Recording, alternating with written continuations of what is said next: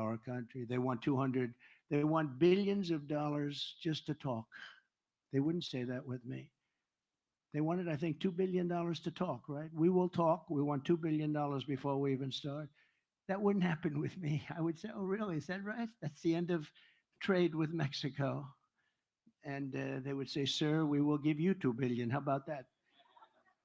So I'll send Kamala's illegal aliens back home where they belong. We have a problem because when I came in, they wouldn't accept MS-13 gang members. I told the generals we're going to get the gang members out. ICE and Border Patrol, the job these people do, but ICE would go into the country, get the MS-13 uh, gang members out, the meanest, the most vicious. They kill people with knives. They killed two young students walking to school, two beautiful young 16-year-old girls walking to school. They killed them up and chopped them up into pieces with knives, dead. And ICE goes in and they go into those packs of rough people. And ICE is rougher than they are. These are incredible, brave patriots. A lot of people wouldn't want that job. You see fists and feet, you see everything flying, and then 2 minutes later they stand up and they grab them and they throw them into what they used to call a paddy wagon. They put them into planes, they take them out. The countries wouldn't take them back under President Obama. And I said, really, they're not going to take them back? Well, if they're not going to take them back, I'm going to stop paying them. I said, how much money do we pay these countries? El Salvador, Honduras, Guatemala, and others. He said, how much money do we pay? $750 million. I said, good, inform them we're not paying them anymore.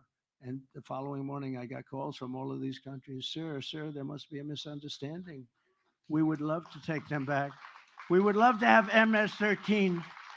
We would love to have MS-13 back in our country. It would be a great honor to have them back. And before we get too far, and we're almost finished, but before we get too far, I want to tell you that we have criminals from all over the world pouring into our country right now. Your job will never be obsolete, It will never be obsolete, unfortunately. It'd be nice if we could have peace, but we're not going to have peace. And this is something we're going to have to live with for a long time. She has allowed millions of people, open border, to flow into our country totally unchecked, totally unvetted. And they come from jails and prisons, slightly different. They come from mental institutions all over the world. This isn't just in South America. People think it's South America. It's from Africa, Asia, the Middle East.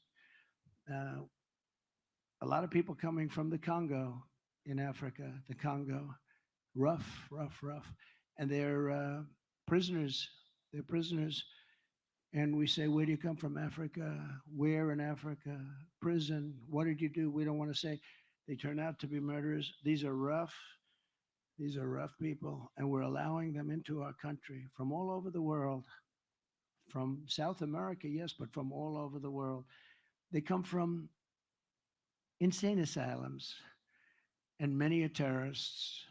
So we have prisoners, mental patients, mental institution patients, terrorists pouring into our country, totally unchecked, unvetted. We have some of the worst terrorists in the world. We know where they are approximately, but we don't know too much. But we know they're the worst. We have the worst terrorists in the world pouring into our country. And she's the president and wants to be the president of the United States. She's vice president. She could do it. She's in charge of the border. She could have closed up the border. She should have closed it up. They could have told Mexico, if you don't do it, we're not going to do something. We're not going to have trade.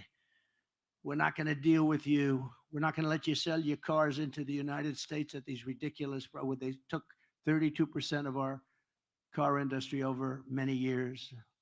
They took it out of Detroit. They took it out of different places, but they took it, and they took it big from this state, from South Carolina, from a lot of different places. They took 32%, and I think now the number is bigger. I don't know if you know that they're building some of the biggest car plants in the world right now in Mexico. Wouldn't have happened with me. Right now in Mexico, and China's the one building them, and they think they're going to make these cars, and then release them into the United States without tax. It's not going to happen. We'll put 100% to a 200% tariff. We're not going to let it happen, because all of our jobs from your state will be gone. And I watched this union head. He's an incompetent guy. He's approving for what he did, for what he's allowed. Every job, every auto worker here will be out of a job within 3 years if I'm not elected. Every auto worker in the state, they're all going to be made in China. They're going to an all electric policy. Well, we have more liquid gold under our feet than any country in the world, but we don't have for what you need for an electric car. But China does, and its territories do. And we're not going to let it happen. But they're building some of the biggest plants. And I have a friend who builds plants. He said some of the biggest in the world, I think he's doing them, are being built in Mexico. And they're going to sell cars, produce them and sell them in this country with no tax. It's not going to happen. And I told him, I said, you better hope I don't win. Always dangerous to say these things. Maybe that's why I get shot at and other people don't. Right, John James? That's probably why I get shot at. Other people, they'll protect other people because they can't believe they got so lucky. But I have to do what I have to do. I have to do the right thing. The border czar, Kamala Harris, has allowed hordes of illegal alien criminals to literally stampede into our country. We're going to end that on day one. We're going to close our border. We're going to get all of the bad ones out, and we're going to get them out fast. In Shelby Township, Michigan, earlier this year, a 32-year-old previously deported illegal alien monster was arrested for repeatedly sexually assaulting a young girl under the age of 13. Local law enforcement described the crimes as absolutely horrific and says he had many other victims, including death is involved. Death. Young girls. In St. Joseph County, Michigan, an illegal alien was recently charged with breaking into a home and sexually assaulting two very little girls, very badly assaulting. In Mississippi, just days ago, an illegal alien child predator was charged with raping a 10-year-old boy, and there are other cases where they were raping 10-year-old boys and girls, and in many cases they were dead, they were killed. Last week in Coney Island, two Kamala migrants were arrested for the rape of a 46-year-old woman who's loved by so many people, throwing her to the ground and raping her over and over again, and then working her over with a knife to her throat. One of them had previously been arrested for raping another woman, but he was shielded from deportation by the New York City sanctuary laws, which Kamala strongly supports. She wants it very much. The woman said he didn't want to rape me. He wanted to kill me. She thought she was dead. She survived, but she thought she was dead. She said he didn't want to rape me. He wanted to kill me. This is what we're allowing into our country. These are, and then you hear, oh no, the people coming in, they're much less violent than the people. Hey, that's not right. They're much more violent. And that, they make a hat. Sheriff, they make a hat. And I don't want to brag, but it says Trump was right about everything. And if you look, whether it's the border, I've been right about everything, unfortunately. I wish I wasn't. So when I return to the White House, we will stop the plunder, rape, slaughter, and destruction of our American suburbs, our cities and towns. And I think that women living in the suburbs, I keep hearing about the suburban woman doesn't like Trump. Well, I think it's a fake poll, because why would they like me? I keep the suburbs safe. I stopped low-income towers from rising right alongside of their house, and I'm keeping the illegal aliens away from the suburbs. I think that they like me a lot. I think it's a lot of fake polls. We've seen a lot of fake polls over the years. I was not supposed to win anything, and we won the big one. We won it and did a lot better the second time than I did the first. But women want to have safety. They want to have a strong military. They want to have a strong police force. They want to be in their house and they want to be safe. They don't want to have people pouring into their doors and you can't do anything about it, right? So I think that's I think that's it. Number one thing. I hope they like my personality. I have a nice personality, but to me, it wouldn't be very important, the personality. They want to be safe. They want people like this happy, and they want people like this taken care of properly, because those are the people that keep them safe. So we'll shut down all deadly sanctuary cities throughout the country, because all they do is they shield criminals. I mean, they basically shield criminals from prosecution. I will shift massive portions of federal law enforcement to immigration enforcement. We're going to put a lot of immigration enforcement. We're going to close down the border day one. And we are going to, just so you understand, I am not a radical at all. I'm just a common sense person that was successful in what I did because of the same thing. We are going to let people, and we want people to come into our country. A lot of people. We need them. We need them for jobs. We need them for everything. We want people to come in, but they have to come in through a process. They have to come in legally. And we can let a lot of them come in, but John, we want them to come in to our country legally. We don't want to let people come in who murdered 19 people and then you hire that person in a plant and all of a sudden you notice that people are being killed all over town. We want them to come in legally. On day one, we will begin the largest domestic deportation operation in the history of our country, bigger than Dwight Eisenhower. Dwight Eisenhower was he was sort of a moderate person, but he hated when people poured into our country. And he was very strong on deportation. We will remove all criminal aliens immediately. All of the criminals, we start with that. We're going to get them out of here fast. Nothing good is going to happen with thousands of terrorists being in our country. You know, we had 1 month where Border Patrol was actually does a chart, and I don't believe this. I love it in a certain way, but I don't. They said in 2019, zero, zero terrorists came in. Now, I don't believe that, but it's an awfully good statistic. But it was very few that came in. We were very tough on that. We had everybody checked so carefully. And they added, actually, at 2019, they had zero. Now you have thousands of terrorists coming into our country. Thousands of terrorists. These are the people that blew up the World Trade Center. Bad things will happen. And if I'm elected, we're going to get them the hell out of here. We're going to get them out of here fast, very fast. And I told you that other countries who really they put they put their people into groups. They send them up here, and by the thousands, the caravans. I think it was the name that I came up with. I don't know. Maybe somebody will say he's lying about that. If somebody else used the term 14 days earlier, but we came up because it just seemed like an appropriate term. It's a caravan of thousands of people. We have one caravan coming up right now, thousands of people that go right into the country. But I call these, they wouldn't take the MS-13 people back or other criminals back. And the general said, we're just not able to do it, sir, because they won't take them back. They'd put planes on the runways so that you couldn't land the plane. They'd block up the bus lane so you couldn't bring the buses. And you couldn't get them back. And when I told them that they wouldn't get any more money, I said, let them know they're delinquent. They broke in the deal. We're not going to get any more money. We paid them for years, hundreds of millions of dollars. The next morning, all three countries called me like clockwork separately. Sir, is there a misunderstanding? I understand that perhaps you would like to talk to us. I said, yeah, you're sending people into, and they're sending them, by the way. They don't want them. They're sending them. All of the countries are sending them. And now they're coming in because of her, because she's so pathetic and weak at the border. The worst job, the worst border czar in history, I can tell you that. Whether she's a czar or just in charge of the border, it doesn't matter. But they're sending them in levels that we've never seen before. And they're destroying our country. But they all said, all three, it was almost like identical conversations. It was, sir, is there anything we can do to make up for this misunderstanding? I said, yep.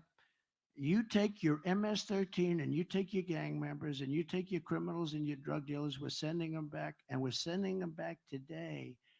And we sent thousands and thousands of people back. This has stopped for years. Under Bush, it stopped, and under Obama, it stopped. But this had been taking place for years. And I only found out about it. I said, that's good, get them out. I don't want to put them in our jails, because we put them in our jails. What are we going to do? Keep them for 50 years, 60 years, and the expense? The really bad ones, we did do that, however, because, we don't want them coming back. But all of them said, sir, we would be delighted to take MS-13 back. This would be a great honor. They're such lovely people. And we took them out by the thousands. We took MS-13 ICE, took MS-13 out of our country by the thousands and thousands, and they received them. And that's the way. It's just another little story, but it's a story that's very important, because I can't see a guy like Biden making that call. Can you? Do you think Biden thinks at night, gee, how are we going to get MS-13 out? He doesn't know he's alive. He didn't know he's alive. And this one is just a Marxist. I mean, she's a Marxist communist person, and we're not ready for a communist president, okay? We're not ready for it. We're going to destroy our country. Under my leadership, no community will be surrendered to violent criminals. No citizen will be abandoned to migrant crime. We have a new form of crime. It's called migrant crime, and it's probably more vicious than the crime that we already have, which is pretty vicious. These people are vicious, and please don't let anyone convince you that our criminals and we have more crime. They are sending massive number of criminals. And you've heard me say this before. Venezuela crime is down 72%. 72, because they've taken their criminals out of Caracas. They've taken their criminals out of all of their cities, all of their areas, all of the country, and they're sending them to us. And I'm amazed that they're not doing it quicker, to be honest with you. It's happening fast. They're also emptying out the jails. And this is true all over the world. They're emptying out their prisons, and they're taking their criminals from off the streets. They're taking their drug dealers. Their crime rates are down at levels that nobody's ever seen before. And everyone says, oh, so and so's doing a great job running such and such a country. No, they're not. They're just very intelligent. I would do it if I were them. I would do it much faster. I can't believe they still have some left. But their jails are getting to be very empty. And what they're doing is they're literally dropping them in. They're bussing them in and they're bringing them in. And they're saying, don't ever come back. If you come back, you get the death penalty. Or if you come back, you get killed. Don't ever come back. And you see the crime statistics are unbelievable.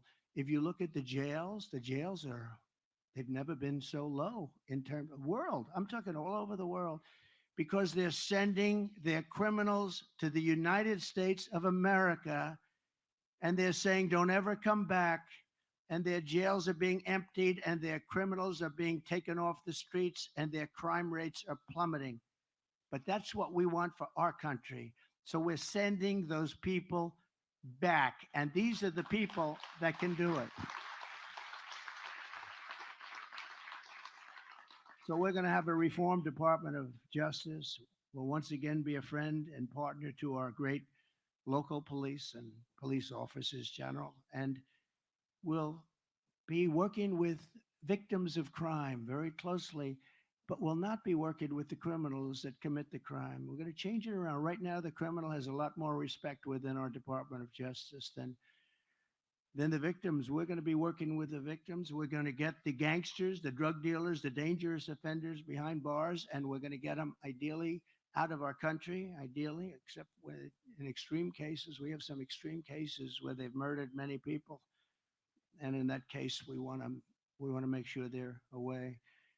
But the amount of crime that we have is unbelievable. And the lack of crime that these other places, it just makes so much sense, doesn't it? That's all common sense, too. They're taking their criminals and they're bringing them to the United States, and they look so great. And cities like Caracas, which was a very dangerous place to be, these are cities that have opened up. They have new life. But our country is suffering. And you know, they just got here over the last 2 years, mostly over the last couple of years during this administration, during our great border czar who wants to be our president. They'll be laughing. Watch, President Xi will be laughing. Putin will be laughing. They'll all be laughing. By the way, the war with Russia would have never started with Ukraine, would have never started if I was president. October 7th would have never happened. Iran was broke. They had no money for Hamas. They had no money for Hezbollah. This is a very dangerous time that we're in. It's dangerous in terms of crime and all, but it's very dangerous in terms of a possible World War III. We're very close to World War III, and people don't realize it. We're closer than we've ever been, I think, ever since World War II, but this would be the war of wars because of weaponry. This isn't, as I say, two army tanks going back and forth shooting at each other. The level of power, the level of weaponry that there is in the world today is so bad, is so dangerous, is so bad. And you need the right person to be president. You know, we had no war when I was president, except that I totally defeated 100% of the ISIS caliphate. Everyone said it would take 5 years. It took me like about 4 weeks because we have a great military. We have great generals, not the ones you see on television, not the ones that did the Afghanistan botchery, but we have great military people. I know them, and they're never going woke. You know, you keep hearing our military is going woke. The top people would like to see it, but it's never going to. These are not people, just like these people will never be. Do you promise you'll never be woke? I don't see a lot of wokeness. There's not a lot of wokeness. I don't think so. But we're going to stand up for law-abiding citizens of America. We're going to be really, I think, an inspiration to the world.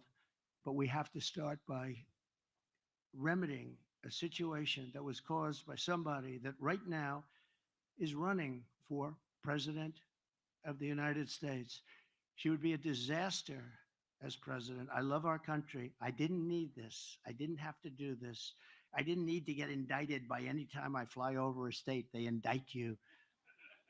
Got indicted more than the great Alphonse Capone, right? And nothing. My father's looking down. My mother's looking down. He was such a good boy. I don't know what happened. But I didn't need this. I had a beautiful life. But to me, I wouldn't change it for the world because we're going to take this country. We're going to make it safe again. And we're going to make America great again. And I want to thank everybody for being here. And God bless you all. Thank you. Thank you very much.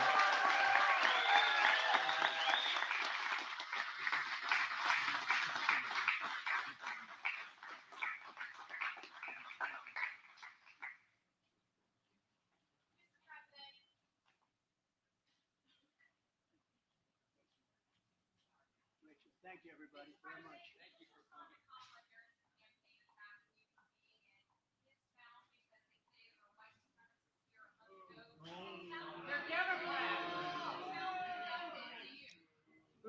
Who was here in 2021? Thank you. Thank you, everybody.